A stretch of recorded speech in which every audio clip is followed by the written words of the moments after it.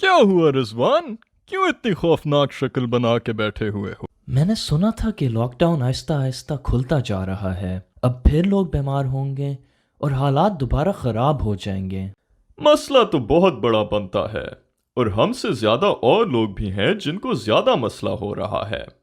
Lockdown हो या ना हो, हमें अपनी जिम्मेदारी नहीं भूलनी चाहिए। बाहर जाते वक्त भी इक़दामात करने पड़ेंगे। इसका अगर ज्यादा लोगों को एहसास हो जाए तो इंशाल्लाह ठीक निकलेंगे। सिवाय उनको जो अपना साथ नहीं दे रहे। दूसरे लोगों की वजह से हम ख्वार हो रहे हैं और हमारी मेहनत वो ज़ाया कर रहे हैं। न्यूज़ में बताया गया था कि जितने लोग इक़दामात नहीं लेंगे उतना ही लंबा ये मसला चलेगा। लेकिन बेटे, अब हम हर किसी का कान खींचकर जबरदस्ती उनसे नहीं करवा सकते। तुम्हारे जहन में नफरत और गुस्सा बहुत जमा हो चुका है। दूसरों से लड़ेंगे तो हमें कोई फायदा नहीं होगा।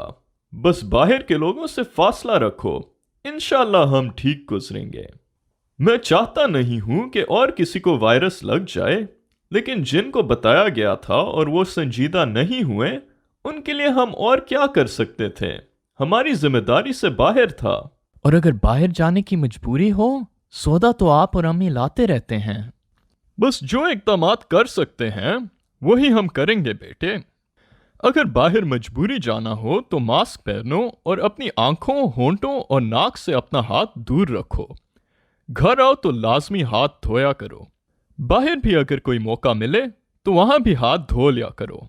बाहर के लोगों से फासला रखो, हाथ ना मिलाओ और अपनी सेहत का ख्याल रखो। जितना हम कर सकते हैं उससे आगे अल्लाह के हाथ में है। बात का सेंस तो बहुत बनता है बाबा।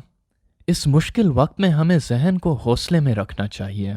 दूसरों से नाराज होने के बजाय बेहतर है अगर तुम उनको समझाने की कोशिश करो ताकि वो भी अपना साथ दे सकें। इस मुश्किल वक्त में लाजमी है कि पूरी दुनिया अपने जंग और नफरत को साइड पे कर दे और एक साथ कोई हल निकाले। अगर आपको हमारा पैगाम अच्छा लगा तो बराए मेहरबानी इस वीडियो को शेयर कीजिए।